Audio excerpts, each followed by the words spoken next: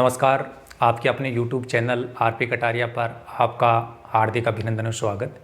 आज हम इस वीडियो में बात करेंगे जो लगातार हम 3-4 पार्ट में HCF और LCM का जो टॉपिक लेकर के चल रहे थे, इसी टॉपिक से रिलेटेड आपका लास्ट पार्ट है। इस टॉपिक का 5वां पार्ट, उसकी बात हम करने वाले हैं।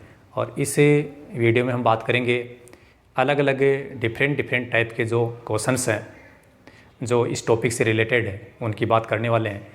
चलिए स्टार्ट करते हैं। पहला क्वेश्चन इस प्रकार से है कि वह सबसे बड़ी संख्या ज्ञात कीजिए जिसे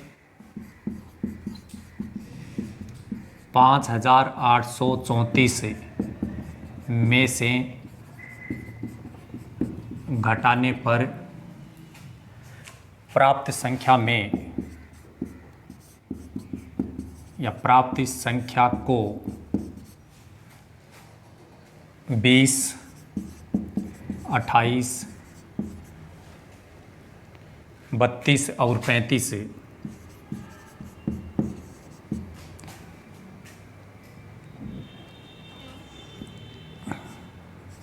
से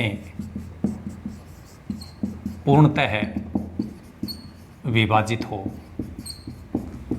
यह आपका क्वेश्चन है।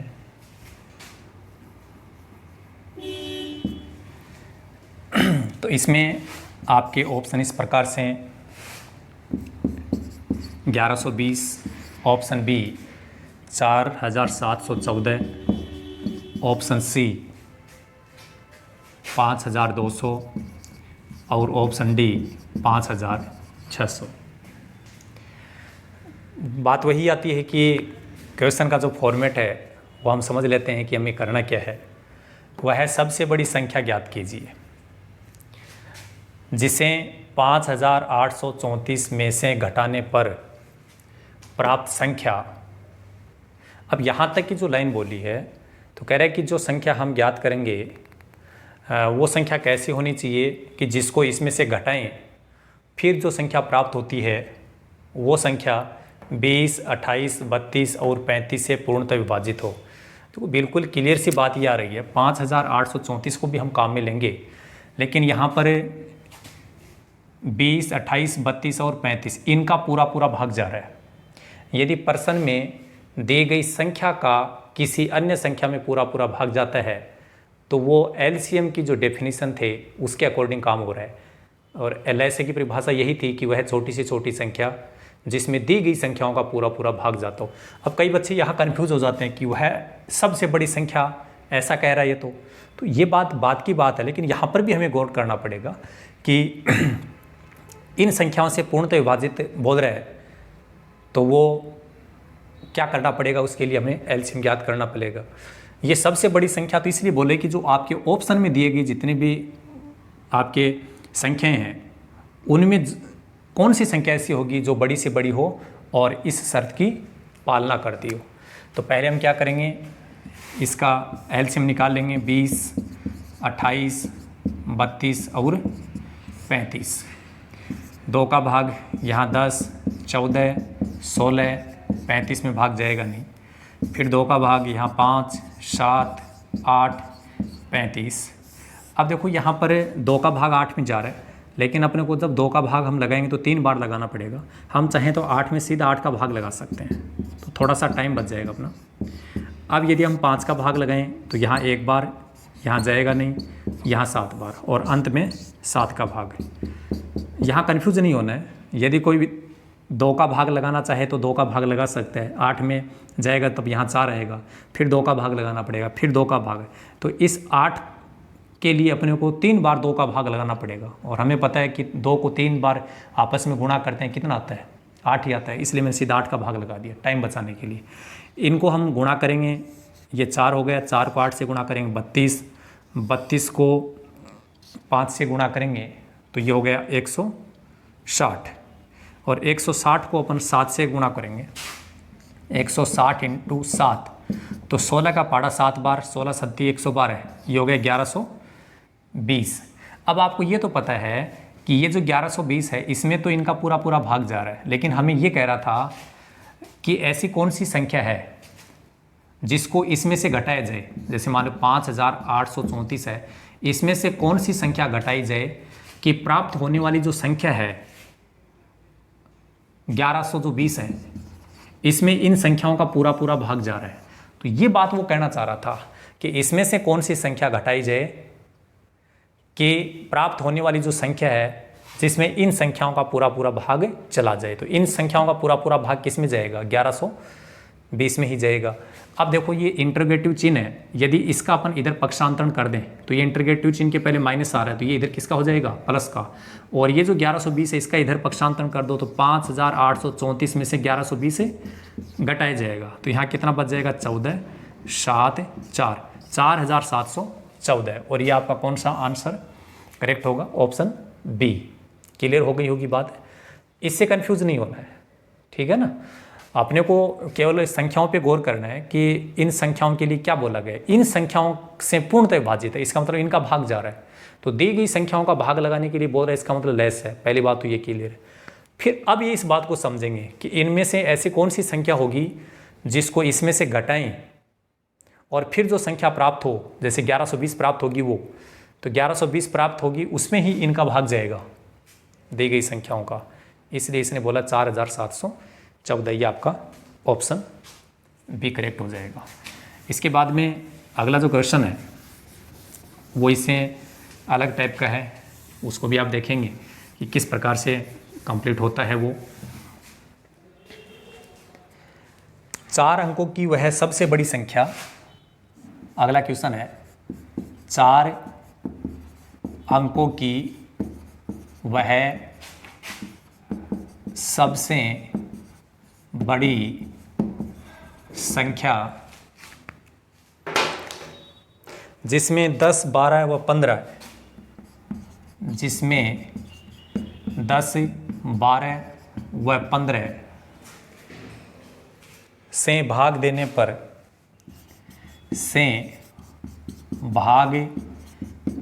पर शेष फल कुछ भी नहीं बचे।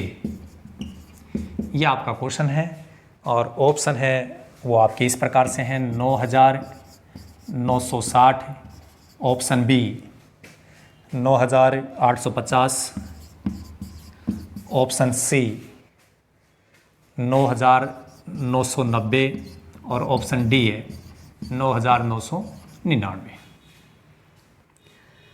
अब इस प्रश्न को, इसका रिजल्ट जो सही होगा, कौन सा ऑप्शन सही होगा, उसके पहुंचने के लिए वहाँ 2 मेथड हमारे पास में। एक तो वो जो शर्त बता रहा है उसके शर्त के अनुसार इसको चेक कर लो। जैसे इसने बोला 4 अंकों की वह सबसे बड़ी संख्या, तो यहाँ ऑप्शन में जितने भी संख्याएं दी गई है वो सब 4 अंकों की है, लेकिन कह रहा है कि इनमें सबसे बड़ी संख्या ऐसी कौन सी होगी जिसमें 10 का 12 का और 15 का पूरा पूरा भाग जाता है। सीधा तरीका बता दूं, 10 का भाग तो उसी में जाएगा जिसमें लास्ट में इकाई का अंक 0 हो। बात क्लियर हो गई। पहले तो हम ये चेक करेंगे 10 का भाग कहाँ कहाँ जाता है, तो जिसमें इकाई का अंक 0 होगा उसमें 10 का भाग जाएगा। तो यहाँ तो इकाई का अंक 0 है नहीं, तो ये तो ऑप्शन अपना वैसे हट चुका है कि ये ऑप्शन तो होगा ही नहीं। यहाँ सब में 10 का भाग जाएगा। क्लियर हो गई बात। अब हमें 12 का चेक करना है, तो 12 का भाग चेक करने के लिए आप इसको 4 × 3 में चेंज कर सकते हो। तो आप सीधा ये चेक कर दो कि 4 का पूरा पूरा भाग जाएगा कि नहीं जाएगा। ये कैसे पता चलेगा, भाजकता के नियम के अनुसार। भाजकता के नियम आप लोग पढ़ चुके हो पहले। तो 4 का भाग जाने का नियम क्या है कि लास्ट वाले जो 2 अंक हैं उसमें क्या होना चाहिए, 4 का पूरा पूरा भाग जाना चाहिए। तो देखो इसमें 4 का पूरा पूरा भाग जा रहा है, 15 में 60 में 4 का भाग लगाएं 15 आता है। इसका मतलब अब 3 का देखो, 3 में क्या करते हैं, सबको जोड़ते हैं, 9 9 18 6 24 और 0 24 ही बनेगा। 3 का भाग भी जा रहा है। यह है 12 को कि 12 से भाग जाएगा कि नहीं जाएगा चेक करने का तरीका। तो इसमें 12 का भाग भी जा रहा है। अब 15 को यदि चेक करना चाहते हैं तो उसमें 3 और 5 का भाग जाना चाहिए। तो 3 का तो हम चेक कर चुके हैं। 5 का भाग कब जाता है, जब इकाई का अंक 0 होता है तो 5 का भाग पक्का जाता है। तो ऐसा कौन सा ऑप्शन नजर आया आपको यहाँ पर ऑप्शन ए ही एक ऐसा है जिसमें 10, 12 और 15 का पूरा पूरा भाग जा रहा है, इनमें कहीं भाग नहीं जा रहा है तीनों का, तो ये आपका ऑप्शन राइट हो गया। यदि ऐसे नहीं समझ पाते हैं आप लोग तो ये बात तो क्लियर हो गई। कह रहा है कि ऐसी संख्या बतानी है जिसमें 10, 12 व 15 से भाग देने पर, तो हो क्या रहा है, यहाँ पर दी गई संख्याओं का भाग लगाया जा रहा है, और दी गई संख्याओं का किसी भी संख्या में भाग लगाया जाता है उस स्थिति में लय से ज्ञात किया जाता है। 10, 12, 15, यहाँ 2 का भाग लगाएंगे 5, 6, 15, फिर 2 का भाग लगाएंगे 5, 3, 15, फिर 3 का भाग जाएगा यहाँ 5, 1, 5, और फिर 5 का भाग। इन सब को मल्टीप्लाई करेंगे कितना होगा, इन सब को मल्टीप्लाई करेंगे तो ये हो गया 4, 4 3 12, 12 5 60। करना क्या पड़ेगा, हम जानते हैं कि 4 अंकों की सबसे बड़ी संख्या कौन सी होती है, 9999। तो इसमें अपने को 60 का भाग लगाना पड़ेगा। 60 का भाग लगाएंगे तो यहाँ एक बार जाएगा, कितना बचेगा 39। अब यदि 60 का भाग लगाते हैं तो 6 बार जाएगा 360, फिर 39 बच गया, फिर 6 बार भाग जाएगा, ठीक है, फिर कितना बचेगा 39। इसने ये कहा था कि आप तो ऐसी संख्या बताओ जिसमें शेषफल कुछ भी नहीं बचे। अब अपने पास में शेषफल कितना बचा रहा है 39। अब ये शेषफल 39 नहीं बचना चाहिए, तो हमें क्या करना पड़ेगा, इस संख्या में से 39 कम कर दो, फिर 60 का भाग लगाएंगे तो शेषफल नहीं बचेगा। तो 9999 जो था उसमें से 39 हम लोग कम करेंगे, ये 0, यहाँ पर 6, ये हो गया 9960। तो ये आपका ऑप्शन ए राइट हो गया। दोनों तरीके बता दिए मैंने। सिंपल तरीका तो पहले वाला था कि यदि आपको भाग लगाने का नियम पता है तो आप डायरेक्ट ये चेक करो कि 10 और 12 और 15 का भाग कहाँ कहाँ पर जा रहा है। इसमें तो पहले पता चल गया था। इन दोनों संख्याओं को चेक करोगे तो 10 का भाग चला जाएगा, लेकिन आप यहाँ पर देखेंगे कि 12 का भाग नहीं जाएगा या 15 का नहीं जाएगा। यहाँ पर केवल एक ही संख्या ऐसी है जिसमें 10 का, 12 का और 15 का भाग जा रहा है, ये ऑप्शन हो गया। दूसरा तरीका मैंने यहाँ पर बता दिया, लयसा ज्ञात कर लो। लयसा का 4 अंकों की सबसे बड़ी संख्या होती है 9999, उसमें आप भाग लगा दो, जितना भी शेषफल आता है। इसने कहा था कि शेषफल बचना नहीं चाहिए। अब शेषफल कब नहीं बचेगा, जब ये संख्या अपने से कितनी कम होती, 39 यदि कम होती तो ये नहीं बचता इसमें से, इसलिए 39 को कम कर दो, वो आपका ऑप्शन हो जाएगा। ये आपका नेक्स्ट क्वेश्चन कंप्लीट हुआ, और इसके जस्ट बाद हम बात करेंगे अगले क्वेश्चन के बारे में। भिन्न टाइप के प्रश्न आप यहाँ देख रहे हैं। इसके बाद अगला क्वेश्चन देखिए। एक फूल वाले के पास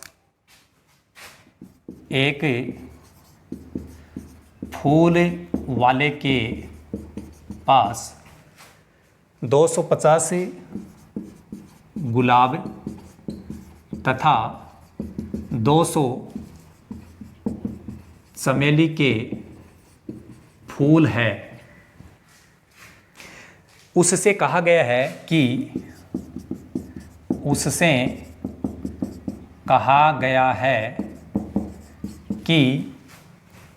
वह या तो केवल चमेली,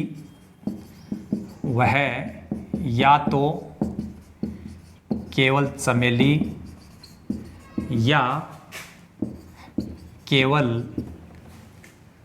गुलाब की माला बनाए, गुलाब के फूलों की माला बनाए, और उसमें उतनी ही संख्या में फूल हो, और उसमें उतनी ही संख्या में फूल हो तथा जितनी मालाएं बनाई गई है तथा किसी भी प्रकार का फूल शेष भी नहीं बचे। यह आपका क्वेश्चन है।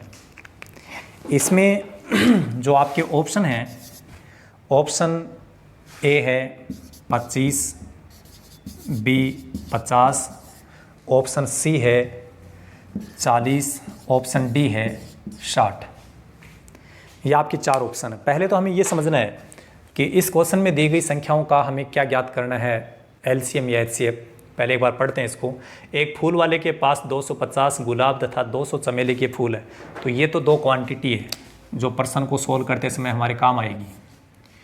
उससे कहा गया है कि वह या तो केवल चमेली या केवल गुलाब के फूलों की माला बनाए और उसमें उतनी ही संख्या में फूल हो जितनी माला बनाई गई है।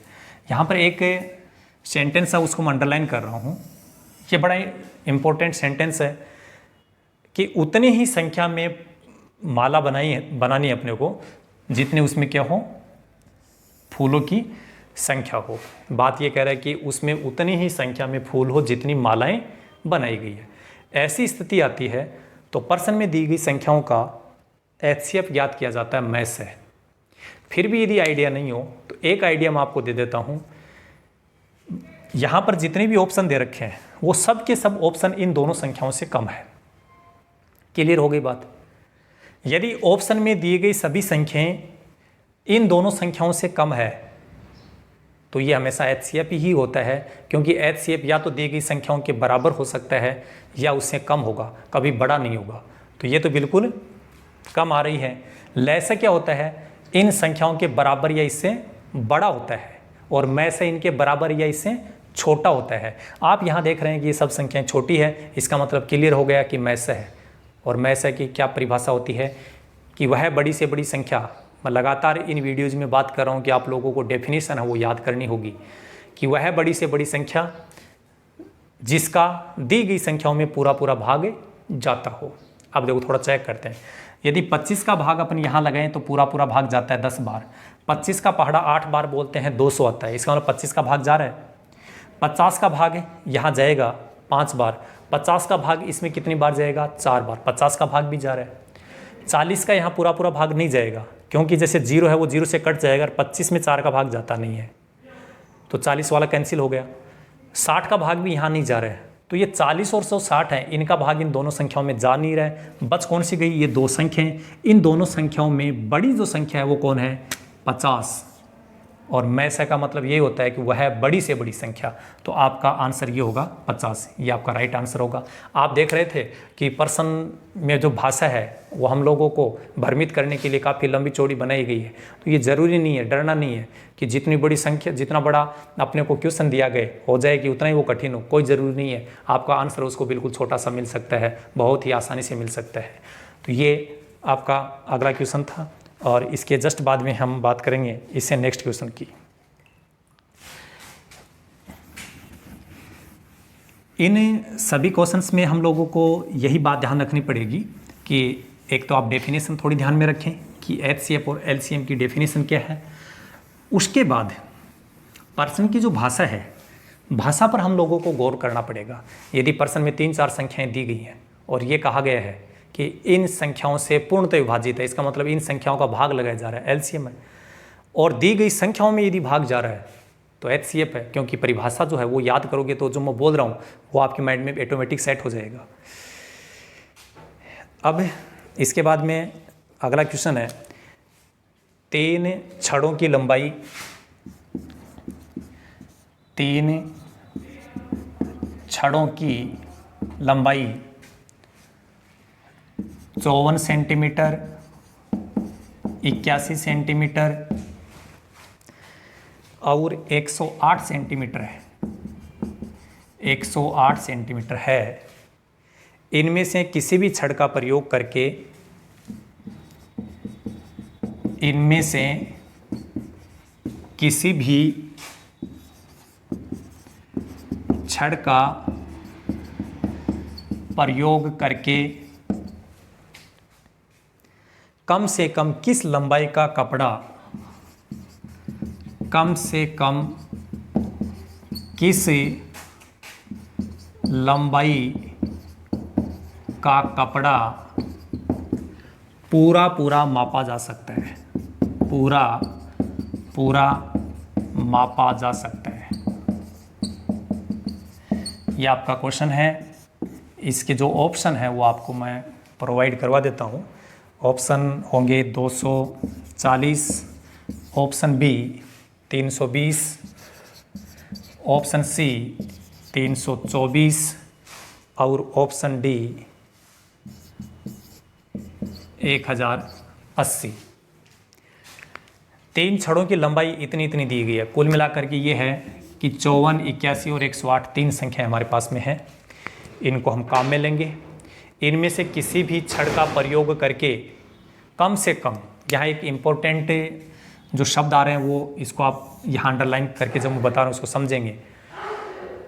कम से कम किस लंबाई का कपड़ा पूरा मापा जा सकता है।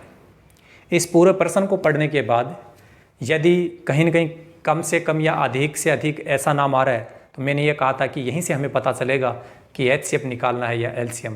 थोड़ा समझना, लैसे जो हिंदी में शब्द होता है उसको अपन बोलते हैं लघुत्तम समापवर्त्य, और लघुत्तम का मतलब क्या होता है, कम से कम या छोटी से छोटी संख्या या न्यूनतम। ऐसे जो शब्द है कम से कम है वो किसका मीन्स होता है, लघुत्तम का। और यदि अधिक से अधिक होता तो महत्तम का मतलब होता है अधिक से अधिक, तब अपने को मैं से ज्ञात करना था। अब क्या ज्ञात करना चाहिए, कम से कम का मतलब छोटे से छोटा, छोटे से छोटे का मतलब लेस है। क्यों, क्योंकि ले का मतलब होता है लघुत्तम, छोटे से छोटा। अब आपको पता चल गया कि मुझे क्या ज्ञात करना है, लेस है। तो अब अपन ज़्यादा समय नहीं गंवाते हुए आगे बढ़ेंगे। 2 का भाग जिसमें भी जाएगा 27, 54 में जा रहा है 27 बार, आधा हो गया।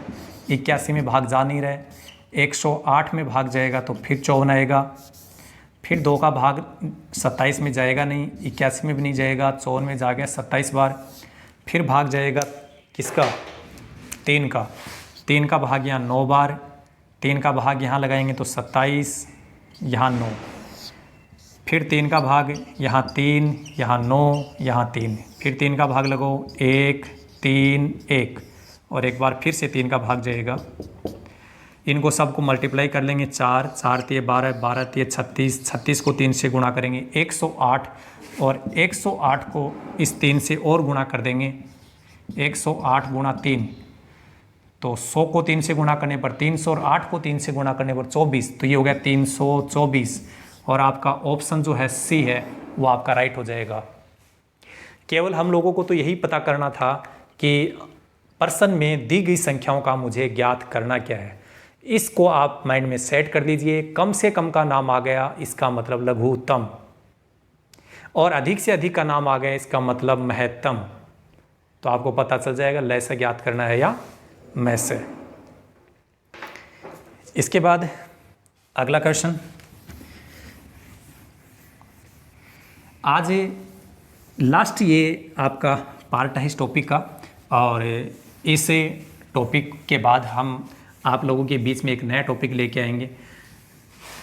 ऐसा टॉपिक लेके आएंगे जो किसी भी कॉम्पिटिटिव एग्ज़ाम में यदि आता है, सिलेबस में यदि उसके है, तो उस टॉपिक से बाहर कुछ भी आपको नहीं मिलेगा। इस प्रकार का संकलन हम आप लोगों के लिए लेकर के आएंगे। चलिए नेक्स्ट क्वेश्चन। 2 आदमी एक ही स्थान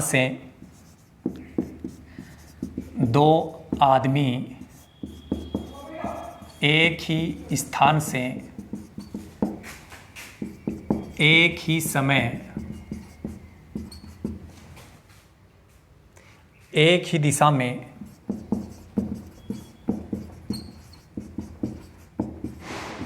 वृत्तीय चक्कर लगाते हैं।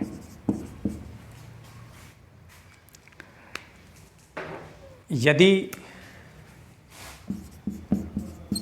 एक व्यक्ति को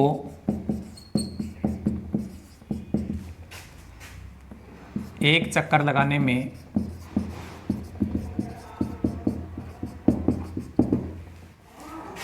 10 मिनट तथा दूसरे व्यक्ति को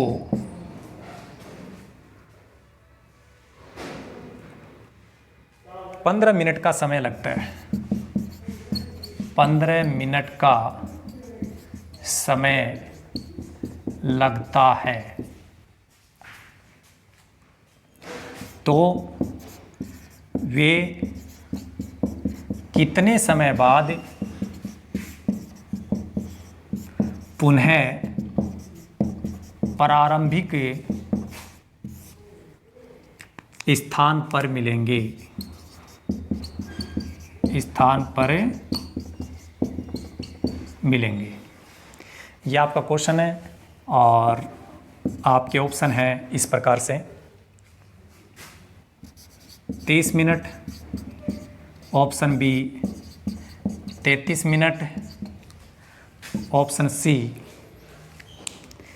40 मिनट और ऑप्शन डी है 45 मिनट। अब एक बार प्रश्न को हम गौर से पढ़ते हैं। दो आदमी एक ही स्थान से एक ही समय एक ही दिशा में वर्तीय चक्कर लगाते हैं। तो ये तो प्रश्न की कहानी है, हमें समझा रहा है कि दो व्यक्ति है, वो एक ही समय और एक ही दिशा में एक ही स्थान से चलना प्रारंभ करते हैं और एक वर्तीय चक्कर लगाते हैं, वर्त के चारों तरफ चक्कर लगा रहे हैं, ऐसा हमें बताया गया है। यदि एक व्यक्ति को एक चक्कर लगाने में 10 मिनट, एक व्यक्ति को कितना समय लग रहा है? 10 मिनट का, और उसी वर्ताकार चक्कर के लिए दूसरे व्यक्ति को 15 मिनट का समय लगता है। कुल मिलाकर के हमें ये पता चल गया कि पहले वाले व्यक्ति के लिए 10 मिनट, दूसरे वाले व्यक्ति के लिए 15 मिनट का समय दिया गया। आगे देखिए, तो वे कितने समय बाद पुनः प्रारंभिक स्थान पर मिलेंगे।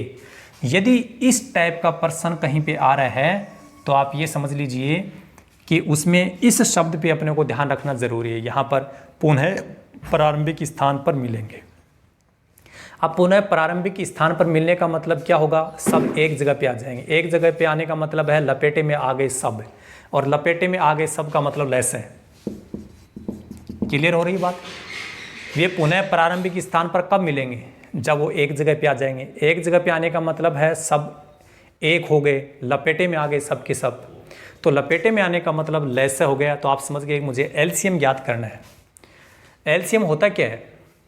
वह छोटी सी छोटी संख्या जिसमें दी गई दो संख्याओं का पूरा पूरा भाग जाता हो।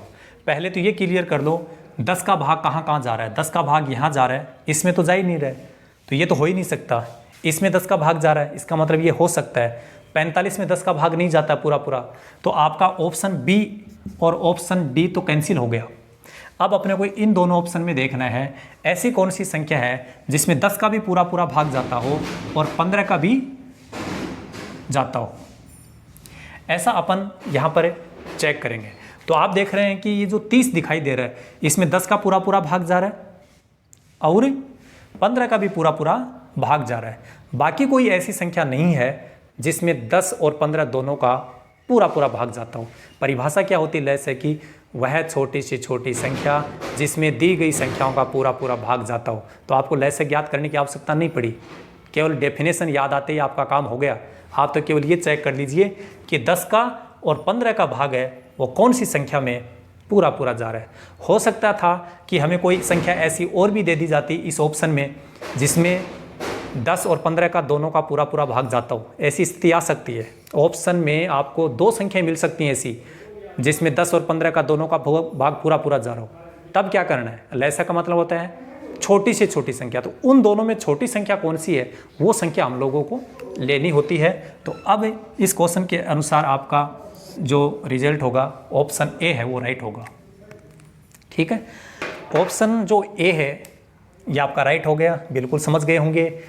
इस टाइप के प्रश्न आगे भी हम बात करेंगे। बहुत ही इंपॉर्टेंट प्रश्न अपने आप में और बहुत ही सिंपल प्रश्न है। जेन्युइन टाइप से यदि आप इसको हल करते हैं तो मुझे लगता है कि किसी भी प्रतियोगी का ये प्रश्न कभी गलत हो ही नहीं सकता। आप तो इतना ही ध्यान रखना, वर्ताकार चक्कर हो और चाहे वर्गाकार हो चाहे आयताकार हो, हमें आकार से कोई मतलब नहीं है। उस चक्कर को लगाने में उनको कितना कितना समय लग रहा है, समय को ध्यान में रखिए। फिर कहीं न कहीं अपने को हिंट दिया जाएगा पुनः प्रारंभिक स्थान पर मिलेंगे, या वो ऐसे बोलेगा पुनः वो एक साथ कब मिलेंगे, कितने समय बाद वो पुनः एक साथ मिलेंगे। ऐसे प्रश्नों में दी गई संख्याओं का लैस ज्ञात करना होता है। लैस ज्ञात करने से पहले आप शॉर्ट तरीका अपना सकते हो। आप ऐसा ऑप्शन देख लेना जिसमें दी गई संख्याओं का पूरा पूरा भाग जाता हो। यदि ऐसे ऑप्शन एक से ज़्यादा है तो उनमें जो छोटी संख्या होगी वो आपका लैसा होगा और आपका ऑप्शन राइट हो जाएगा बिना किसी कैलकुलेशन के।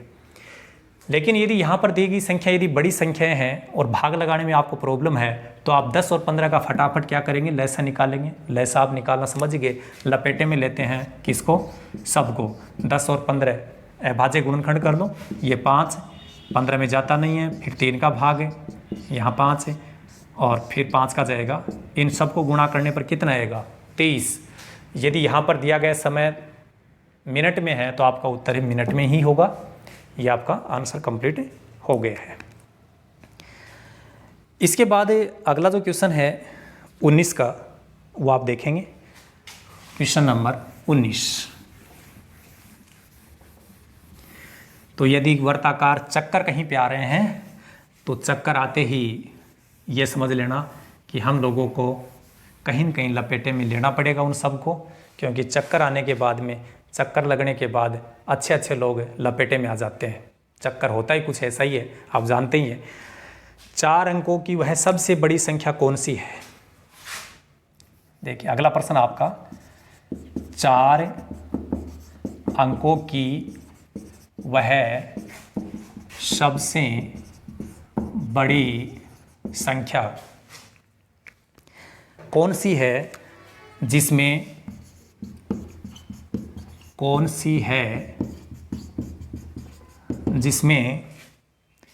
12, 16 तथा 24, 12, 16 तथा 24 से भाग देने पर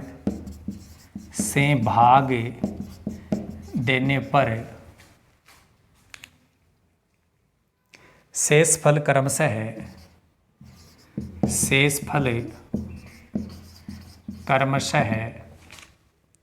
2, 6, 14 है। 2, 6 तथा 14 है।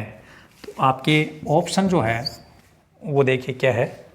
आपका पहला ऑप्शन है 9,974, option B 9,970, option C 9,807, option D 9,998।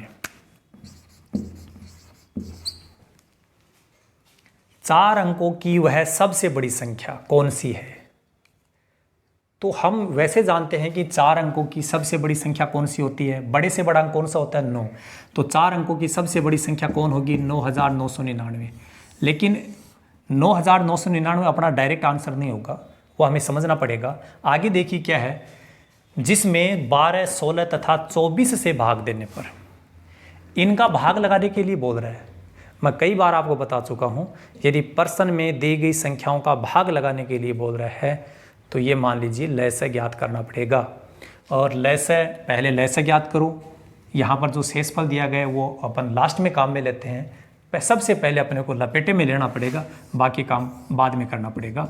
12, 16, 24, 2 का भाग लगाएंगे, 6, 8, 12, फिर 2 का भाग 3, 4, 6, फिर 2 का भाग 3, यहाँ 2, यहाँ 3, फिर 2 का भाग जाएगा, यहाँ जाएगा नहीं, एक बार ये 3, फिर 3 का भाग जाएगा, 1, 1, 1। गुणा कर दो सबको, तो 2 दूनी 4, 4 दूनी 8, 8 दूनी 16, 16 3 48। तो ये हो गया 48। ठीक है। अब क्या करना है, शेषफल को अभी देखना ही नहीं है, क्या करना है पहले, अब 9,999 में उसका भाग लगाओ, क्योंकि 9,999 अपने ऑप्शन में तो है नहीं, और यदि होता तो भी अपने को उसको डायरेक्ट राइट नहीं करना है, पहले चेक करना है। लैसे जो आया था उस लैसे का इस 9,999 में भाग लगाएंगे। 48 का भाग यहाँ जाएगा 2 बार, 96, कितना बचेगा 3। यहाँ नोट करेंगे, भाग नहीं जा रहा है, एक अंक हमने नोट कर लिया। यदि एक अंक नोट करने के बाद में भी भाग नहीं जा रहा है तो अगला अंक उतारने से पहले यहाँ 0 नोट कर लो और फिर ये अंक उतारो। 4 का भाग 48 का भाग यहाँ कितनी बार जा सकता है, आपको 4 के पहाड़े से अंदाज़ा लगाना है, क्योंकि हम गणित में काफ़ी गरीब हैं। 48 का पहाड़ा हम लोगों को आता ही नहीं है कि नहीं है। 48 का बात तो छोड़िए, हम लोग तो 10 के पहाड़े तक ही सीमित हो गए हैं। 10 तक के पहाड़े में हम लोगों को तो प्रॉब्लम आने लगी है, इतने गरीब हो गए हैं हम तो मैथ में। तो 48 का पहाड़ा नहीं आ रहा, कोई प्रॉब्लम नहीं है। 4 का पहाड़ा इतनी बार बोलिए कि इस 39 से ज़्यादा ना जाए। तो अपने को लगता है कि 9 बार जा सकता है भाग। तो एक बार 48 को 9 से गुणा करके देख लो, वो इससे यदि ज़्यादा चला जाता है तब 9 बार भाग जाएगा नहीं, उससे कम एक बार कम कर देंगे। तो 9 से गुणा कर 9 8 72, 9 4 36, 36 और 7 43, ये ज़्यादा हो जाता है। इसका मतलब 9 बार भाग ना जा करके 8 बार भाग जाएगा, और 8 को इससे गुणा कर दो, 8 8 64, 8 चौक 32 और 6 38, ये हो गया 384। ये हो गया 5, और यहाँ पर कितना बच गया 1। अब इसमें पूरा पूरा भाग लगाना था हमें तो, लेकिन पूरा पूरा भाग नहीं गया, शेषफल कितना बच गया 15। इस संख्या में पूरा पूरा भाग कब जाता, जब ये संख्या अपने खुद से 15 कम होती। ये संख्या अपने आप से 15 कम होती तो इसमें 48 का पूरा पूरा भाग चला जाता। ये मान लीजिए यहाँ जितना बच रहा है उतनी ये संख्या कम होती, तब 48 का भाग चला जाता। तो 48 का पूरा पूरा भाग जाने के लिए कौन सी संख्या हमारे पास में होनी चाहिए थी, ये 15 उसमें से घटा लो, यहाँ बच गए 4, यहाँ 8, 9984। लेकिन अभी तक जो आपका शेषफल है वो आप देखेंगे, और लैसे वाले प्रश्न में यदि शेषफल आ जाए तो पहले आपको ये चेक करना ज़रूरी है कि इन संख्याओं के साथ इनके शेषफल जो है उनका अंतर कितना आ रहा है। 12 का 2 के साथ में अंतर कितना है 10, 16 का चाहे 6 के साथ में अंतर देख लीजिए 10, 24 का उसके साथ में अंतर कितना है 10। लैसे वाले प्रश्न में ऐसा ही होगा, ठीक है, ऐसा नहीं कि हर कुछ दे दिया गया। लैसे वाले प्रश्नों में यहाँ पर शेषफल ऐसा ही दिया जाएगा जिन शेषफलों का इनके साथ जो अंतर होगा वो बिल्कुल बराबर होगा, और वो अंतर कितने का है 10 का। तो यहाँ ये जो 10 है ये यहाँ से फिर अपने को और कम करना पड़ेगा, तब जा करके इसका फाइनल रिजल्ट होगा। तो यहाँ 10 कम करेंगे, ये हो गया 9974, और 9974 कहीं ना कहीं मिलेगा। कहाँ मिलेगा, आपके ऑप्शन में मिलेगा। पहला ऑप्शन ए है वो राइट हो जाएगा। अब कई कह रहे हैं भाई ये तो बहुत टाइम लग रहा है, काफ़ी क्वेश्चंस हैं, किस प्रकार से हम इसको कंप्लीट करेंगे। घबराने की आवश्यकता नहीं है। एग्जाम में 10, 15, 20, 50 क्वेश्चन आने वाले नहीं है। एग्जाम में तो 2-4 क्वेश्चन आ सकते हैं मैक्सिमम, कभी कभी तो हो सकता है एक ही क्वेश्चन आए। तो एक क्वेश्चन को यदि हल करने में हमें 1 मिनट आधा मिनट लग रहा है तो कोई दिक्कत नहीं है, कम से कम हम सही रिजल्ट पर तो पहुँच रहे हैं। तो आप तो लगातार प्रैक्टिस करते रहें और इनको समझते रहें, आप बिल्कुल है राइट आंसर तक पहुँचेंगे। थोड़ा कुछ सेकंड्स के लिए बीच में अपन विराम दे रहे हैं। जो अपना मार्कर है उसमें इंक है थोड़ी कम हो गई है, हम लोग थोड़ा डिस्टर्ब होने लगे हैं, तो इंक इसमें मैं डाल लेता हूं और फिर हम आगे बढ़ते हैं। इतने में बात करता हूं कि अभी तक जिन लोगों तक हमारे चैनल की पहुंच सुनिश्चित नहीं हुई है, तो अपने जितने भी संपर्क के लोग हैं ज़्यादा से ज़्यादा उन लोगों तक इस चैनल को आप पहुंचाने का कष्ट करें, और उन लोगों तक पहुंचाना है जो कॉम्पिटिटिव एग्ज़ाम की तैयारी कर रहे हैं, ताकि उन लोगों का जीवन सफल हो और वो लोग आगे बढ़ पाए। हम लोगों की शेयर करने की एक छोटी सी जो कीमत हम चुका रहे हैं, हो सकता है किसी का भविष्य संवर जाए, और किसी का भविष्य संवर जाता है तो उनकी दुआएं हमारे लाइफ में काम आती हैं। तो ऐसा हम ज़रूर करेंगे, ऐसा मेरा विश्वास है। और अब हम नेक्स्ट क्वेश्चन की बातें करने जा रहे हैं। अब आपका मार्कर भी बिल्कुल रेडी हो चुका है, हम तो रेडी पहले से है ही, बिल्कुल पसीना पसीना हो रहे हैं। जब भी हम वीडियो शूट करते हैं तो हम लोगों को फ़ैन वैन सब क्लोज करने पड़ते हैं। यदि हम चलाते हैं तो केवल फ़ैन की ही आवाज़ आती रहती है, हम लोगों की आवाज़ आप लोगों तक पहुंच नहीं पाती है। तो काफ़ी प्रॉब्लम है वीडियो शूट करते टाइम, इसके बावजूद भी हम लोग आपके लिए प्रयास कर रहे हैं। ये केवल आप लोगों के मोहब्बत के कारण, आप लोगों के प्यार के कारण हम ऐसा कर पा रहे हैं, और आप लोगों का यदि सपोर्ट रहा तो इसी तरीके से हम लोग आगे काम करते रहेंगे, पसीना चाहे कितना भी हम लोगों को बहाना पड़े, क्योंकि हम हमारे अजीज मित्र बंधु जो हैं, भाई बहन हैं, उन लोगों के लिए ही तो ये काम कर रहे हैं। उनका भविष्य संवरेगा, हम लोगों को दुआएं मिलेंगी, बस केवल इतना ही काफ़ी हम लोगों के लिए। चलिए नेक्स्ट क्वेश्चन की बात करते हैं। अगला क्वेश्चन है, ए तथा बी एक वर्ताकार मार्ग, ए तथा बी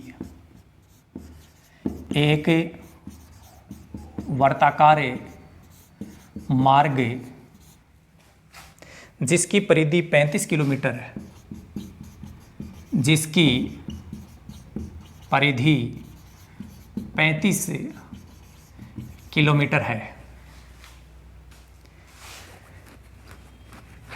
पर चलते हैं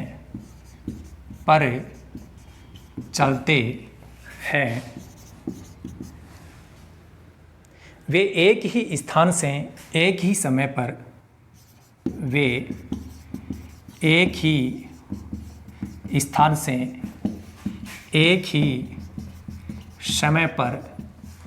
एक ही दिशा में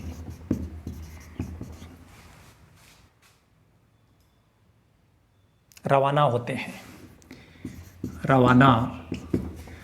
हैं।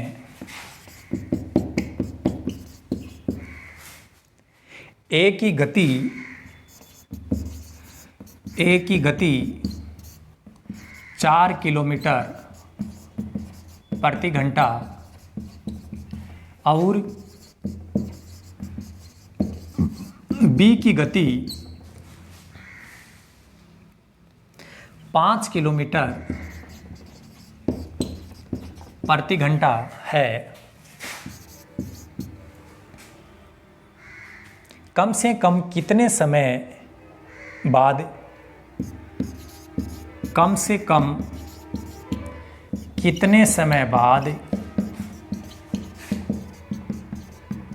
वे पुनः एक साथ मिलेंगे। इस टाइप का प्रश्न पहले हम कर चुके हैं, लेकिन ये प्रश्न थोड़ा सा उससे हट करके है। यहाँ पर आप नई बात सीखने वाले हैं।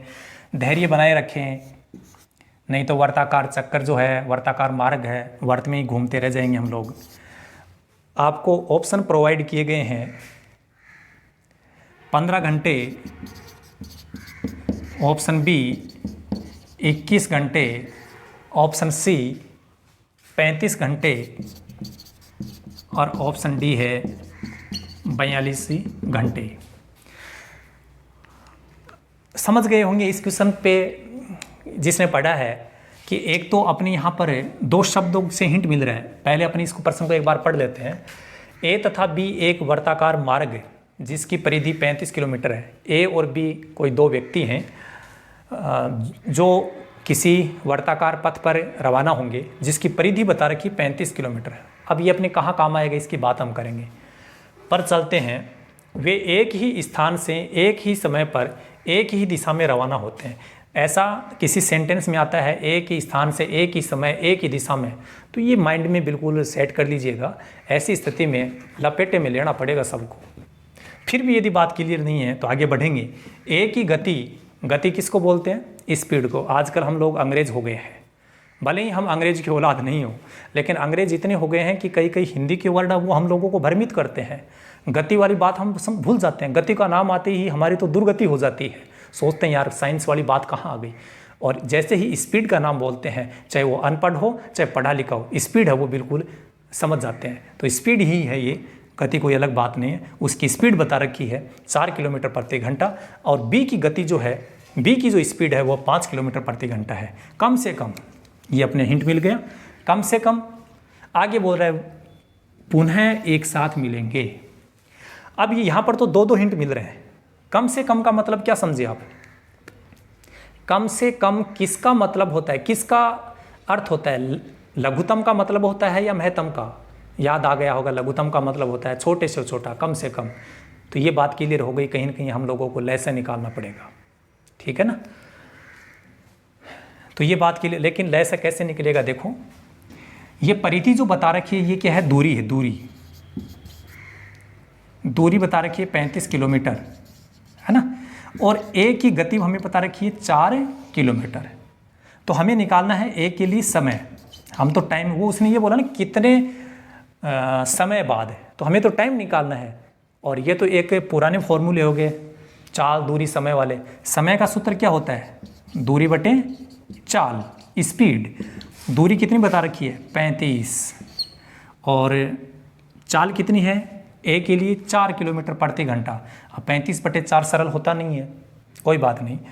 इसी प्रकार यदि बी के लिए समय की बात करेंगे तो दूरी तो उतनी ही है, क्योंकि उसी वर्ताकार पथ पर दोनों क्या कर रहे हैं? गति कर रहे हैं। तो ये 35 किलोमीटर आपकी दूरी है, लेकिन इसके लिए चाल कितनी है भाई? 5 किलोमीटर, बी की गति कितनी बता रखी है 5 किलोमीटर, यहाँ पर ये रही 5 किलोमीटर, तो ये आपका हो गया कितना 7, क्योंकि 5 का भाग तो इसमें जा रहा है। इतने घंटे ये हो गए। हमें क्या करना था, उन दोनों को जितना जितना समय लग रहा था उन समय का क्या निकालना था, लैस है, कम से कम का मतलब होता है लैस है। तो हमारे पास में दो उत्तर आ रहे हैं 35/4 और 7, इसको भी बटे में बना लेता हूँ। और वीडियो जो हम इस टॉपिक से रिलेटेड जब हमने स्टार्ट किया था, पहले ही पार्ट में जो पहला पार्ट था वहाँ पर आप लोगों ने देखा था कि इस पहले पार्ट में जो बटे वाली संख्याएं होती हैं उनका लय से कैसे निकाला जाता है, मैं से कैसे निकाला जाता है। मैंने कहा था लय से निकालना हो चाहे मैं से निकालना हो, जो भी हम चाहते हैं वो किसके अनुसार होता है, ऊपर वाले के अनुसार। तो आप लय से यदि चाहते हैं तो इसका मतलब है ऊपर वाली जो संख्याएं हैं उसके अनुसार लय से निकालेंगे और नीचे वाले को क्या निकालेंगे, मैं से। तो 35 और 7 इसका लय से निकालेंगे। लय से किसको बोलते हैं भाई, वह छोटी सी छोटी संख्या जिसमें 35 और 7 इन दोनों का पूरा पूरा भाग चला जाए। तो ऐसी कौन सी संख्या नजर आ रही है जिसमें इन दोनों का जा सकता है, 35 में 35 का जाता ही है, 35 में 7 का भी जाता है, तो इसका लय से हो जाएगा 35। 4 और 1 का क्या निकालेंगे आप, मैं से। मैं से कैसे निकालते हैं, 4 के अभाज्य गुणनखंड कर दो, 2 × 2, 1 का तो कोई गुणनखंड होता ही नहीं है। इन दोनों में यदि अपन कॉमन देखेंगे तो क्या कॉमन आएगा, ऐसा लग रहा है कुछ नहीं है, जिसका लो कोई नहीं होता। आपको जब ऐसा लगे जिसका दुनिया में कोई नहीं है, उसका कौन होता है, ऊपर वाला मालिक होता है, जो क्या है सबके लिए एक है। तो जहाँ कहीं पे भी कॉमन नज़र नहीं आ रहा है वहाँ कॉमन कितना होगा, 1। इसका मतलब यहाँ पर मैं से कितना होगा, 1। तो ये आपका मैं से हो गया। और 35 में 1 का भाग लगाएंगे कितना आएगा भाई, 35। तो आपका कौन सा सही होगा, 35 घंटे। जब आप लोग ये बात समझ चुके होंगे कि ये रिजल्ट ऐसे ऐसे आता है तो इतना आपको रिटर्न वर्क नहीं करना पड़ेगा, क्योंकि ये तो मुझे तब लिखना पड़ा है जब मैं आप लोगों को समझा रहा हूँ। और जब आपको ये पता चल जाएगा कि मुझे समय निकालने के लिए दूरी में चाल का भाग लगाना है, तो हम दूरी बटे चाल नहीं लिखेंगे, हम सीधा ही क्या कर देंगे, दूरी के बटे में चाल लिख देंगे, 35/4 डायरेक्ट अपने को ये स्टेप मिल जाएगी। फिर दूसरे बी के लिए दूरी और बटे में चाल 35/5 करेंगे 7। तो हमारे को इतना काम करने की आवश्यकता नहीं पड़ेगी, जब हम लोग समझ चुके होंगे हमारा डायरेक्ट यहाँ पर पहुँच हो जाएगी। और लय से पूछ रहा है तो लय से किसके अनुसार, ऊपर वाले के अनुसार लय से ज्ञात करो। इसका लय से हो जाएगा तो नीचे वालों का हमेशा मैं से होगा। जब आप इसका मैं से ज्ञात करते हो तो इसका क्या होगा, लय से। और इस प्रकार से इस रिजल्ट पे हम पहुँचे। नेक्स्ट क्वेश्चन जो है उसकी बात भी होगी कि नेक्स्ट क्वेश्चन, अलग अलग टाइप के क्वेश्चन हम लोग यहाँ देख रहे हैं कि कैसे कैसे क्वेश्चन से कॉम्पिटिटिव एग्जाम में आते हैं। कॉम्पिटिटिव एग्जाम है इसका मतलब ये तो है नहीं कि भाई सीधे सीधे प्रश्न पूछेगा कि भाई 2 को 2 में जोड़ करके बताइए कितना आएगा 4, ऐसा तो आएगा नहीं। कुछ कंस्ट्रक्टेड, कुछ इस प्रकार के जटिल क्वेश्चन देने का प्रयास करेगा, क्योंकि आपकी IQ उसको जांचनी है। वो देखना चाहता है कि जो प्रतियोगी है उसके IQ लेवल है वो कितना तेज है। अब इसके लिए तो हम लोगों को कोई कीमत तो चुकानी पड़ेगी ना, और उस कीमत को चुकाने के लिए हम लोग मेहनत करें। यदि n सबसे छोटी पूर्ण वर्ग संख्या पूर्ण वर्ग है, यदि n सबसे छोटी पूर्ण वर्ग है जो 10, 12 और 25 से पूरी तरह विभाजित होता है, जो 10, 12 और 25 से पूरी तरह विभाजित होता है। पूरी तरह का मतलब पूरा पूरा भाग जाता है, पूरी तरह विभाजित होने का मतलब है पूरा पूरा भाग जा रहा है। तो n को 25 से विभाजित करने पर मिलने वाला भागफल कितना होगा, तो n को 25 से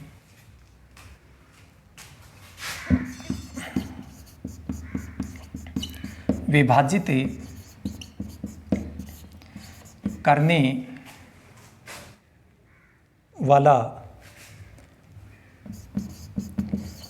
भागफल कितना होगा।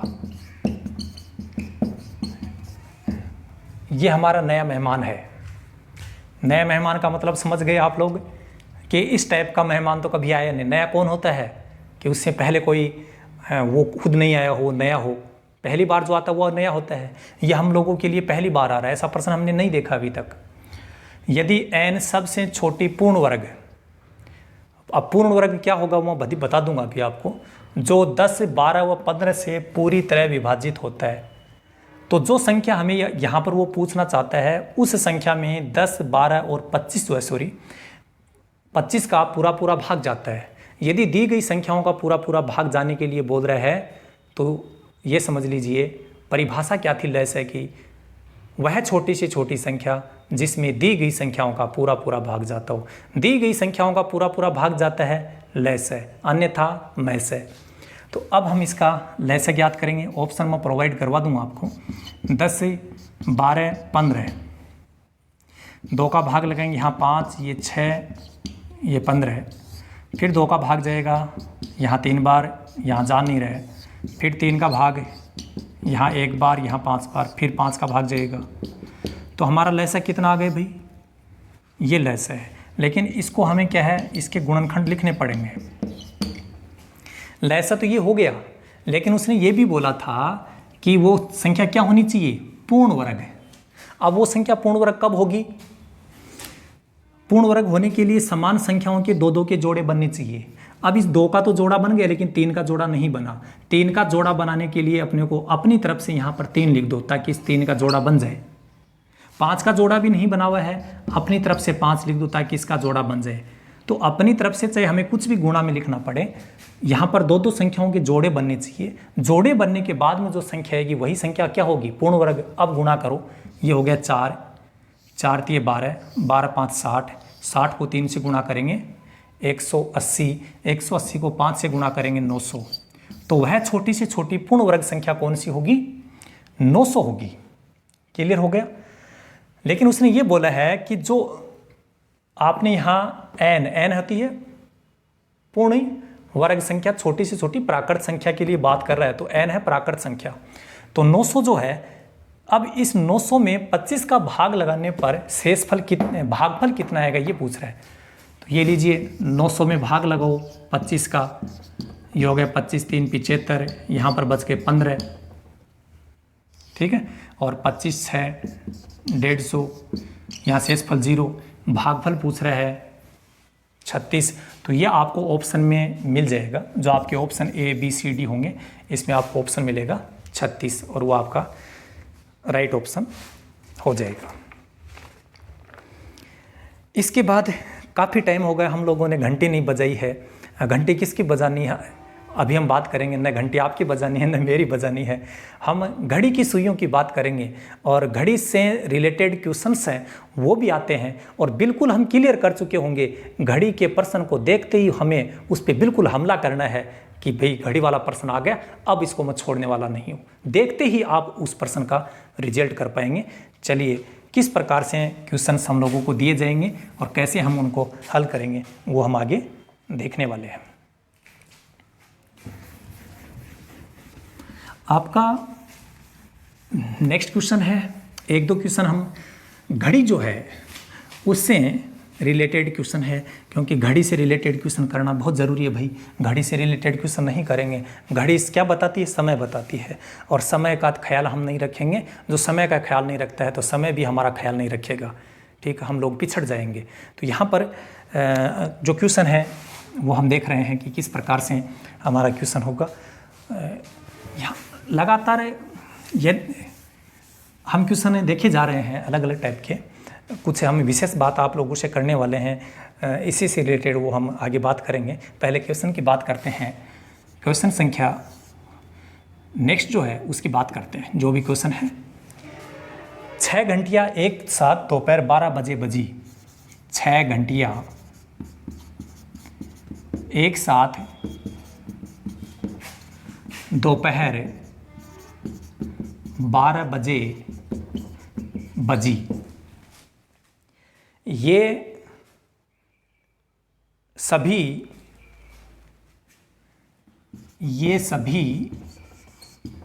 2 6 2 4 6 8 10 तथा 12 मिनट के अंतराल पर बजती है।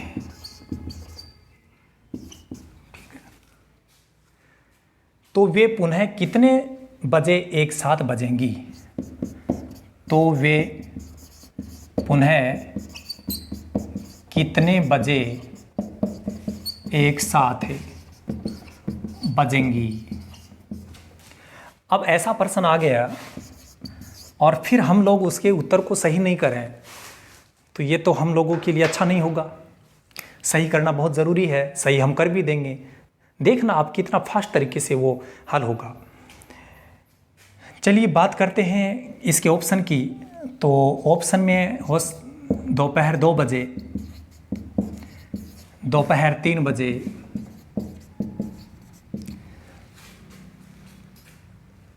ऑप्शन सी है शाम के 4 बजे और ऑप्शन डी है साय 5 बजे। घड़ी वाले पर्सन में करना क्या होता है, बिल्कुल सिंपल सी बात है। हम क्या बोलते हैं कि हम किसी के कोई भी जब हम वार्तालाप होती है कि जब हम लोग कॉन्फिडेंट होते हैं, हम बोलते हैं कि हम उस चीज़ के 12 बजा देंगे, बिल्कुल नहीं छोड़ेंगे। हम लोगों को तो 12 बजाने हैं। क्या बजाने हैं? 12। और आप लोगों ने महसूस किया होगा कि घड़ी में 12 कब बजते हैं? जब घंटे की सुई, मिनट की सुई और सेकंड की सुई है वो तीनों एक साथ आ जाती है। और तीनों एक साथ आने का मतलब क्या हो गया? एक साथ तभी आते हैं जब वो लपेटे में आते हैं। क्लियर हो रही बात? एक साथ आने का मतलब सब लपेटे में आ गए। अब ये जो मैंने बात बताई वो इसलिए बताई है ताकि आप लोगों को ये याद आ जाए कि मुझे करना क्या है। फिर बता दूं, घड़ी वाले पर्सन में घड़ी का पर्सन आते ही आप समझना कि इस पर्सन के तो हम 12 बजा देंगे। और 12 बजाने के लिए होता क्या है भाई? घड़ी की मिनट की सुई, सेकंड की सुई, घंटे की सुई क्या होती है? एक साथ आ जाती है। और एक साथ तभी आती है जब वो तीनों लपेटे में आए, क्योंकि बिना लपेटे में आए सब एक साथ आ ही नहीं सकते। और लपेटे में आने का मतलब याद आ गया होगा, लैसे। क्लियर होगी बात? तो दी गई संख्याओं का लैसा ज्ञात करेंगे। 2 4 6 8 10 और 12। चलिए लैसा ज्ञात करते हैं। तो भाग लगाते हैं। यहाँ 3 बार जाएगा, यहाँ 4, यहाँ 5, यहाँ 6। फिर 2 का भाग कहाँ कहाँ जा रहा है? यहाँ जा रहा है 1 बार, यहाँ नहीं जाएगा, यहाँ 2 बार, यहाँ नहीं जा रहा है, यहाँ 3 बार। फिर 2 का भाग जाएगा, जहाँ जाता है वहाँ लगा दो, नहीं जाता उसको ऐसा कैसा लिख दो। 3 का भाग कहाँ जा रहा है? यहाँ जा रहा है 1 बार, यहाँ नहीं जा रहा है, 5 में तो जाना ही नहीं है, यहाँ जाएगा 1 बार। और लास्ट में हमें लगाना है 5 का भाग, बाकी आप यहाँ कर ही देंगे। और इन सब को हम करेंगे मल्टीप्लाई। 2 दूनी 4, 4 दूनी 8, 8 तिये 24, 24 को 5 से गुणा करेंगे तो 120। अब समझना ये है कि आपको ये जो समय दिया गया था वो सेकंड में दिया गया है या घंटे में दिया गया है, मिनट में दिया गया है। अपने को जो समय दिया गया था वो किस में दिया गया है? मिनट में। 120 मिनट का मतलब आप समझ गए 2 घंटे। ठीक है। अब प्रश्न में पूछा क्या था? पहले देखो 6 घंटियाँ एक साथ कब बज गई थी? 12 बजे बज चुकी थी। अब 12 बजे बज गई, उसके बाद उनको 2 घंटे का टाइम और लगेगा। तो जैसे ही 12 बजे के बाद में 2 घंटे का टाइम बीत जाएगा तो कितने बजेंगे? 2 बजेंगे। कब के? दोपहर के। तो क्योंकि यहाँ दोपहर 12 बजे वो घंटियाँ बज चुकी थी, उसके 2 घंटे बाद में, 2 घंटे की बात क्यों कर रहा हूँ? क्योंकि हम यहाँ 2 घंटे निकाल चुके हैं। तो 12 बजे के बाद 2 घंटे और जोड़ेंगे उसमें तो 2 बज जाएंगे दोपहर के। और 2 बजे ऑप्शन आपको कहीं न कहीं मिलेगा। ये लीजिए आपका ऑप्शन है दोपहर 2 बजे। बिल्कुल बात क्लियर हो गई होगी। घड़ी वाले पर्सन आते ही एक बात दिमाग में रखना है कि सर ने एक बात बोली थी कि इस पर्सन के तो हम 12 बजा देंगे। और 12 बजाने का मतलब तीनों सुइयाँ एक साथ कब आती है? जब वो सब लपेटे में आए। लपेटे का मतलब क्या हुआ? लैस है। चलिए अब आप कर देंगे। इस प्रश्न को दूसरी तरीके से भी पूछा जा सकता था कि 30 मिनट जो है उस 30 मिनट में वे कितनी बार एक साथ बजेंगी। ठीक है। तो यहाँ आप देख रहे हैं कि अपने पास में पहले जो समय आया था, कितना समय आ चुका था हमारे पास में? 120 मिनट। अब हमें पूछ रहा है कि 30 मिनट में वो कितनी बार बजेंगी, तो 120 में 30 का भाग लगाना है। 120 में 30 का भाग, इस प्रश्न की बात नहीं बता रहा हूँ मैं, क्योंकि इस प्रश्न में ऐसे पूछ सकता था कि इसी में आगे कि 30 मिनट में वे कितनी बार बजेंगी। ठीक है, तो हम यहाँ पर क्या करेंगे, 30 का इसमें भाग लगाएंगे। तो चलो 30 का भाग इसमें हम लगाएंगे, कितना आएगा भाई, 4 आएगा। और जितना जब यहाँ आता है उसमें अपनी तरफ से हम लोगों को एक और जोड़ना है, एक अपनी तरफ से जोड़ना है। ये इसका एक मेथड है। और यहाँ पर हमारे पास में रिजल्ट कितना आ गया भाई, 5। इसका मतलब वो 30 मिनट के अंतराल पर 5 बार बजेंगी। ठीक है, तो इस टाइप से हम बाकी प्रश्न हैं उनको भी कर सकते हैं, जैसा आप देख ही रहे हैं। चलिए आगे हम बात करते हैं। आप तो केवल एक बार इतने भी समझ जाएंगे, ये जो हम 20-30 मिनट की बात कर रहे हैं, इससे रिलेटेड क्वेश्चन है, वो हम आपको बाद में दोबारा फिर से बता देंगे। आप केवल एक बार इतना ही प्रश्न को समझ लें तो भी अपना काम चल जाएगा। ठीक है, आगे देखिए। अगला प्रश्न है, एक सेना अधिकारी अपने सैनिकों को, बहुत ही अलग टाइप का क्वेश्चन आ रहा है एक बार फिर से। जिन लोगों में जोश जज्बा है आर्मी में जाने का, तो उन लोगों के लिए हम एक अच्छा सा प्रश्न लेके आ रहे हैं सैनिकों से रिलेटेड। चलिए, एक सेना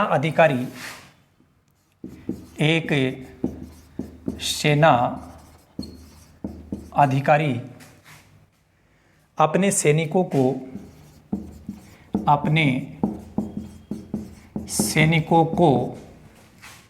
12, 15, 18 और 20 की 12, 15, 18 और 20 की पंक्ति में खड़ा करना चाहता है। खड़ा करना चाहता है।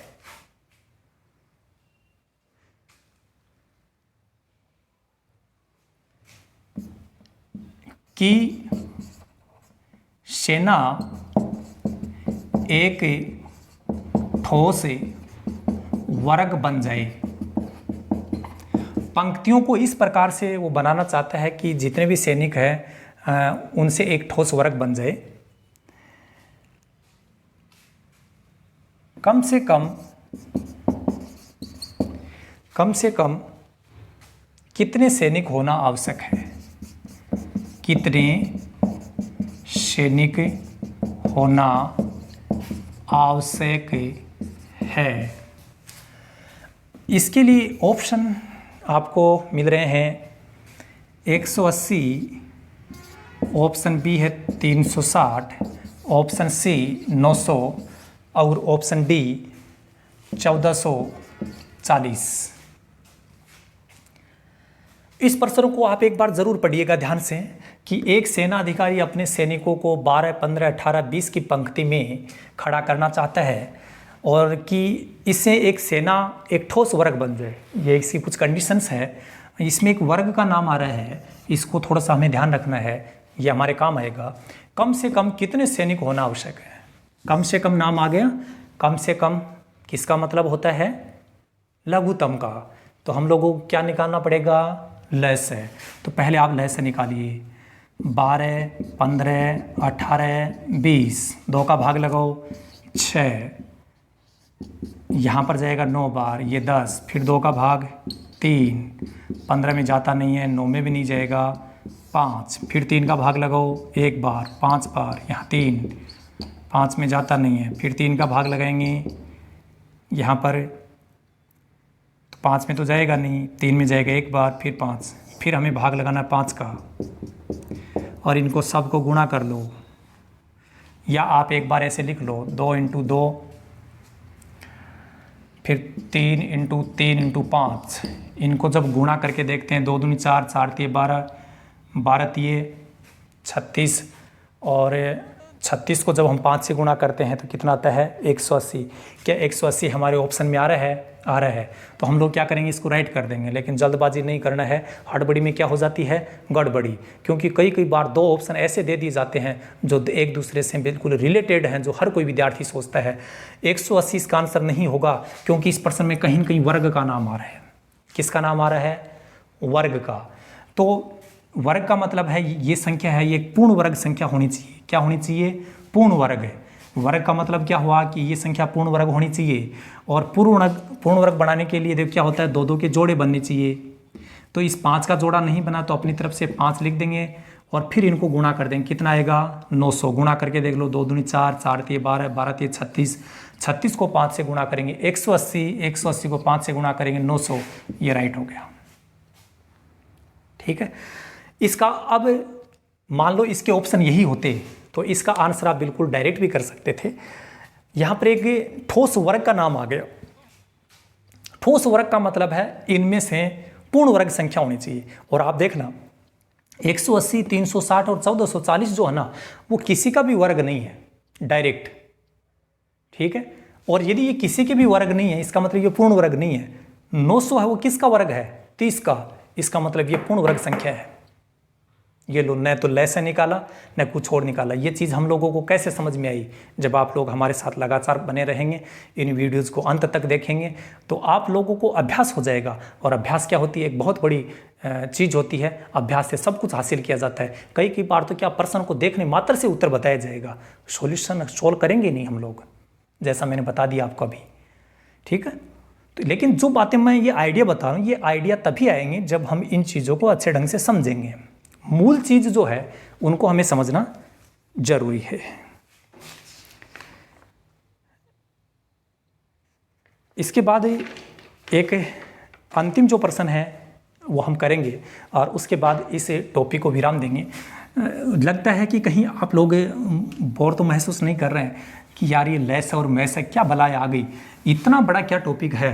हम तो 2 ही चीज़ जानते थे, HCF और LCM, ऐसे ऐसे ज्ञात करते हैं, हो गया काम। ऐसे ऐसे ज्ञात करने से कुछ नहीं होगा, वो हो गया अब बच्चों का काम, ठीक है। हम कॉम्पिटिटिव एग्जाम दे रहे हैं तो हम लोगों की भी खाल निकाली जाएगी, बाल की खाल निकाली जाती है, ऐसे प्रश्न हम लोगों को दिए जाएंगे। हाँ देखिए, इसके बाद एक प्रश्न जो हम आपके लिए लेकर के आए हैं वो प्रश्न है कि एक संगोष्ठी में, संगोष्ठी का मतलब आप मीटिंग बोल सकते हो, एक संगोष्ठी में हिंदी, अंग्रेजी तथा गणित में, हिंदी, अंग्रेजी तथा गणित में भाग लेने वाले प्रतिभागियों की संख्या,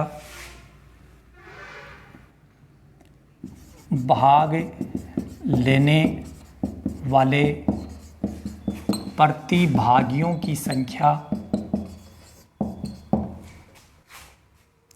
60, 84 तथा 108 है। 60, 84 तथा 108 है। यदि प्रत्येक कमरे में बराबर संख्या में, यदि प्रत्येक कमरे में बराबर संख्या में एक ही विषय के प्रतिभागी बैठाए जाते हैं, एक ही विषय के प्रतिभागी बैठाए जाते हैं, तो आवश्यक कमरों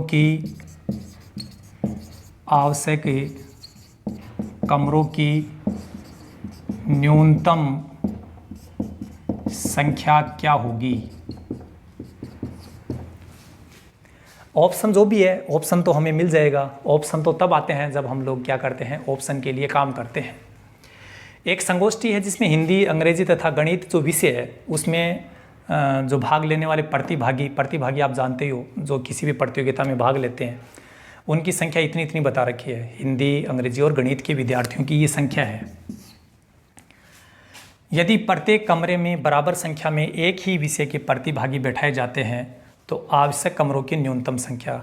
जल्दबाजी मत करना, हड़बड़ी में गड़बड़ी, ये बहुत ही टेढ़ा क्वेश्चन है। ये भी अपने आप में एक नया मेहमान है, जो कुछ दिखाएगा कुछ और ही मिलेगा कुछ और ही। न्यूनतम का नाम आते ही हमारे माइंड में आ गया कम से कम, क्या ज्ञात करना चाहिए? लेस है। और ऐसा करते ही हमारा आंसर गलत है। इसकी भाषा जो है वो इसने थोड़ी अलग बना रखी है, वो मैं समझाऊंगा आपको। ये तो हो गई विद्यार्थियों की संख्या। प्रत्येक कमरे में बराबर संख्या में एक ही विषय के प्रतिभागी बैठाए जाते हैं। इसमें एक लाइन आ रही है बराबर संख्या। एक बात मैं क्लियर कर दूं आपको, समान संख्या का नाम किसी प्रश्न में आ रहा है कि समान संख्या में बैठाया जाता है या समान संख्या में उनको एक पंक्तिबद्ध किया जाता है, तो ऐसे प्रश्न आ जाते हैं। तो पहली बात क्लियर ये हो गई कि जो भी संख्या दी जाए हैं उनके लिए हम लोग क्या करेंगे? मैस है। फिर भी नहीं समझ में आए तो बात बता दूं, इन विद्यार्थियों को हम कमरे में बैठाना चाहते हैं। हम चाहते हैं कि कमरों की संख्या क्या होनी चाहिए? कम से कम। मुझे एक बात बताओ, जितने भी लोग हैं और हम चाहते हैं कि उन लोगों को हम अलग अलग कमरे में बैठाएं, लेकिन ये भी चाहते हैं कि उन कमरों की संख्या कम से कम हो। मेरी बात समझ रहे हैं? मान लो अपने पास में इतने सारे ये लोग हैं, इनको अपन कुछ कमरों में बैठाना चाहते हैं। हम ये चाहते हैं कि कमरों की संख्या कम से कम काम में है, तो आपको क्या करना पड़ेगा ये बताओ? एक कमरे में आपको ज़्यादा से ज़्यादा विद्यार्थियों को बैठाना पड़ेगा। किसी कमरे में जितने ज़्यादा से ज़्यादा अधिक से अधिक विद्यार्थी तुम बैठाओगे, उतने ही आप लोगों को कमरे हैं वो कम काम में लेने पड़ेंगे। तो कम से कम कमरे बोला है इसने कम से कम विद्यार्थी नहीं बोला है। ये जो संख्या जो बोली है ना, ये संख्या क्या है? विद्यार्थियों की संख्या है। यदि विद्यार्थियों की, ये ऐसे बोलता ना, तो कम से कम कितने विद्यार्थी होंगे, यहाँ पर ये न्यूनतम विद्यार्थियों की बात करता तो आप लैसे निकालते, लेकिन ये न्यूनतम संख्या की बात कर रहा है, वो कर रहा है कमरों की संख्या के लिए। तो यदि कमरों की संख्या न्यूनतम होगी तो कमरे कम से कम करने के लिए अपने को क्या करना पड़ेगा? विद्यार्थियों की संख्या उसमें ज़्यादा से ज़्यादा बैठानी पड़ेगी। तो अधिक से अधिक विद्यार्थी अपने को एक कमरे में बैठाने पड़ेंगे। अधिक से अधिक विद्यार्थियों के लिए क्या करना पड़ेगा? मैस है। तो 60 के अलग है और 84 और 108 के अलग अलग अभाज्य गुणनखंड करेंगे। 60 के क्या होंगे? अभाज्य गुणनखंड आप जानते ही हैं। इस टाइप से फास्ट कैसे किया जा रहा है, क्योंकि अभाज्य गुणनखंड अब नॉर्मल बातें हो चुकी है, क्योंकि इस टाइप की बातें हम पहले कर चुके हैं। 2 का भाग इसमें जाएगा 21, 3 का भाग 7, फिर 7 का एक बार। यहाँ 2 का भाग जाने पर यह आ गया, आधा हो गया। फिर 2 का भाग जाएगा 27, फिर 3 का भाग 9, फिर 3 का भाग 3, फिर 3 का भाग 1। मैसे के लिए क्या करना पड़ता है? जोड़े बनाने पड़ते हैं। ये एक जोड़ा बन गया, समान संख्या होगी, यहाँ से एक संख्या लिख दो। 2 यहाँ पर भी है, 2 यहाँ पर भी है, 2 यहाँ पर भी है, तो एक जोड़ा और बन गया। यहाँ 3 है, यहाँ पर भी 3 है, यहाँ पर भी 3 है, 3 का जोड़ा बन गया। यहाँ 5 है लेकिन आगे 5 नहीं है, तो बाकी संख्याओं को चेक करने की आवश्यकता नहीं है। जो भी संख्याएं बच गई उनके तीनों संख्याओं में जोड़े नहीं बनेंगे, इसलिए यह आपका होगा मैस है। लेकिन मैसेज जो आया है ये क्या है? विद्यार्थियों की संख्या। हमें बतानी क्या थी? कमरों की संख्या। तो क्या करना पड़ेगा? विद्यार्थियों की संख्या में इसका भाग लगाना पड़ेगा कि 60 विद्यार्थियों को यदि हम बैठाना चाहते हैं और एक कमरे में 12 आते हैं, तो इसके लिए कितने कमरे चाहिए? 60 में 12 का भाग लगाने पर 5 कमरे। 60 विद्यार्थियों को बैठाने के लिए 5 कमरे चाहिए। फिर 84 में भाग लगाएंगे 12 का 7, और 108 में 12 का भाग लगाएंगे तो आएगा 9, और इन सब को हम क्या करेंगे? जोड़ देंगे। 5 और 7 12 और 9 21। तो ये 21 कमरे हैं, उनकी आवश्यकता हम लोगों को होगी कम से कम। ये काफ़ी टेढ़ा प्रश्न था, इसको आप नोट कर लीजिए। फिर भी आप लोगों को यदि इस प्रश्न को समझने में किसी भी प्रकार की प्रॉब्लम आती है तो आप हमारे कमेंट बॉक्स में जा कर के आप हमें बता सकते हैं। और जैसे ही कमेंट बॉक्स में आप अपनी प्रॉब्लम लिखेंगे और उसको जो से मेरे सामने वो मैं देखूंगा, उनको देखते ही आपकी समस्या जो प्रॉब्लम है उसको सोल्व आउट किया जाएगा। आज इस वीडियो में हम केवल इतनी ही चर्चा करेंगे, और इसी के साथ HCF और LCM का जो टॉपिक था वो आपके 5वें पार्ट के क्वेश्चनों के साथ आज के वीडियो के साथ में कंप्लीट हो चुका है। और हमने इतने टाइप के क्वेश्चंस आप लोगों को सॉल्व करवा दी है, इतनी एक्सरसाइज हम लोगों ने आप लोगों के लिए करवाई है। मुझे लगता है कि इससे रिलेटेड किसी भी कॉम्पिटिटिव एग्जाम में यदि कोई क्वेश्चन आएगा तो आप निश्चित रूप से उन प्रश्नों को सही हल कर देंगे, ऐसी मेरी आशा और विश्वास है। और इसी के साथ आज इस वीडियो में हम केवल इतनी ही चर्चा करेंगे। So thank you so much, all the best, be positive always.